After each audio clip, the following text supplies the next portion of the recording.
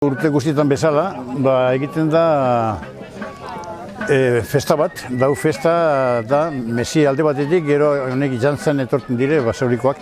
Eta fiesta da lurrek eta kanpak bendizidu egiten dauz, abadi oin abaderik ez da, bardin da. Datorren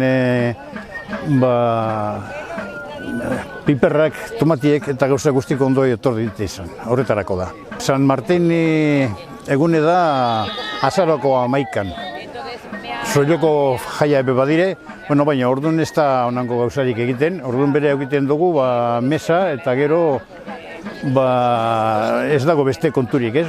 Bertan gelditu dire batzuk, gure daudienak hemen bazkaldu gaur bebai, han dauzu ikusten duzu mai batzuk prest, ez astuteko, hau hemeko ermita barriztute da, oin urte gitxi, gehienaka sarrakara bai egaztiepa bertu bat zen, eta apurbete manteni duten badan hau. Honik osak atxinekoak ez dire inozo aiztu behar. Urte asko dire, 27 ez nipa diren, 27 urte. Da orduan hasi ziren batzuk, Jose Antonio de Diego, galetzean egozan, da hemen hasi ziren begituten, da aurkitu nahi esan hemen zoruen, errestoaz lan egon zan hemen atxine, holango ermita bat, eta azpizen, aurkitu nahi esan azurrek, armak, atxinekoak, da gero pentsen odien, pentsen duen, iteko ermita barri bet.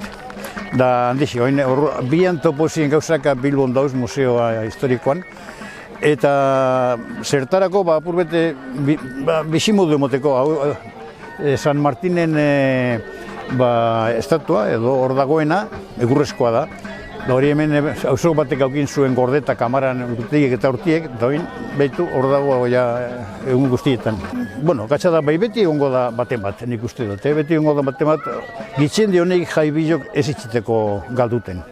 Zer, endala urte batzuko ibili gara Europatik, edemetik induz eskursioak, egon gara Tursen, San Martin jaio zen herrian, egon gara Futuroskope, egon gara leku askotan, daukindu suerte asko, eskursioak oso bereziak izan dire, eta oso ondo pasatu dugu. Oina, ez diriten holangoa, ez da gentiei apres, joaten ginenaka danak dekuz ja 70 ikora, da orduan egun bi edo joateko hortik kanpora aputxueko gorritinak, ez?